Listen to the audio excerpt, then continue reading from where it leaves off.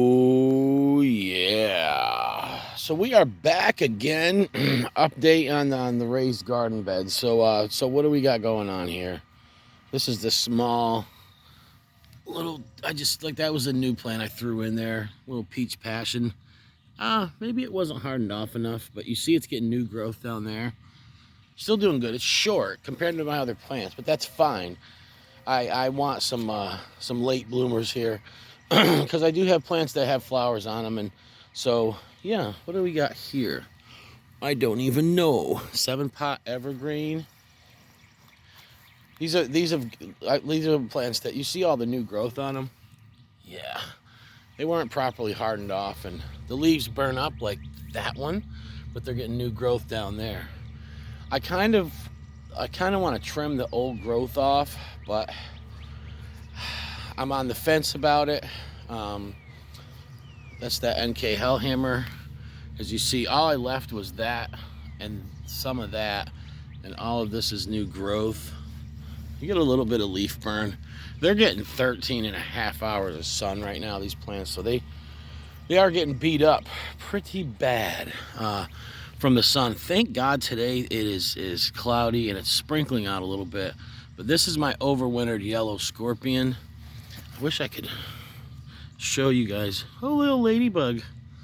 Yeah, that is a friend indeed. Yes. Look at the flowers though. Can you see those? I mean, there's just tons of buds and flowers on this. So yeah, yellow scorpion is gonna be bearing fruit quicker than anything else in the raised beds. I do have the Apocalypse Scorpion and the Chocolate Douglas throwing off mad flowers too. There's my orchis. None of these were topped plants, by the way, just so you know. But this is that orchis. The leaves had some leaves fall off from not hardening it off properly. It's got a nice Y on it there. Doing great. This is a purple orange reaper. I have another one that looks exactly like this in front of my house, and I'm not sure what's going on. This could be slight magnesium deficiency. Who knows? These were isolated seeds, and so I know I'll get what I wanted out of it, but I'm not sure what. And these two plants look exactly alike. Now this one, the difference is that one's only getting like 5 hours sun. This one's getting 13 and a half. So yeah, it's growing kind of weird. I almost wanted to trim this stuff back because I want to make sure that all that new growth gets enough sunlight. But then again, with how much sun and how harsh it is here, probably better to just leave it alone. What plant is this? That's my golden primatale. Nice Y down low. Yeah, when you get growth like that and that Y, it's not too far up. That might be potentially be a plant that I overwinter. And last but not least, that bastard boot. So there's the plants that were not hardened off well enough. Getting new growth. Of course, I have some over here. What is this? It's a Naga Brains jigsaw. I have a double-topped version of that also outside of my work. That one's kind of slow to recover, but it'll grow and give off fruit. And then we got bubblegum.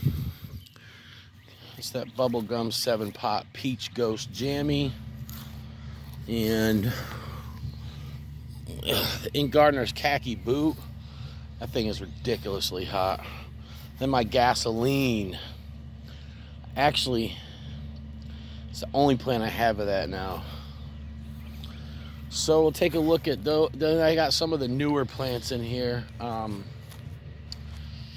So the pink tiger, golden boot, peach boot cross there. The golden boot there. The super ghost growing excellent. My white knight, look at all the new growth under there. This thing has not grown tall at all. It got damaged from the sun. Wasn't hardened off enough. And It's just bushy as all heck, so can't complain, though. What this is, it's a white Moruga there. The old red Bootla back there. The 7-pot pink Gator Jigsaw. And a little T-Rex mustard. So, yeah, guys, just wanted to update you. These plants are taking a beating. So, with these newer ones that were properly hardened off, as you can see, they're doing great. They're doing great. They do not mind that much sun because they were hardened off for a very long time and very slowly. But the ones back there that were not hardened off, but for 6 days, they lost a lot of leaves, but they're rebounding. And so, yeah, so there's my 2 beds. Besides this overwintered yellow scorpion, the rest of these plants they're gonna throw late pods. But I have other plants that have flowers on them also. I'm giving them some tiger bloom right now, and I will have early pods from those. As far as these go, besides that yellow scorpion, all of these the growth is regenerating now.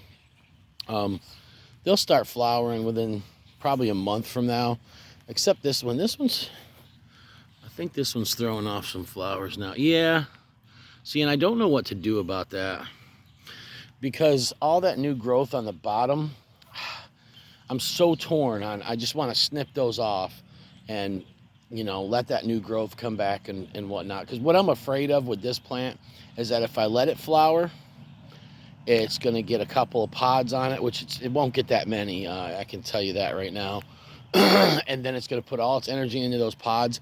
And then that new growth is just going to be stagnant or slow. And who knows what it'll do. Not sure. I may just let nature take its course. If it gets some pods on it, pick them off and trim this thing down. Maybe, if it's by the 1st or 2nd week of July, and I got whatever pods are on there are pretty much ripened, I can trim it back and it'll regenerate and I'll get new growth and I'll probably have pods in October. You're just kind of in a race against time because you get the first frost anywhere between October 15th and November 15th. Last year we got lucky, and I'm hoping this year is the same because I really want fresh pods all night long.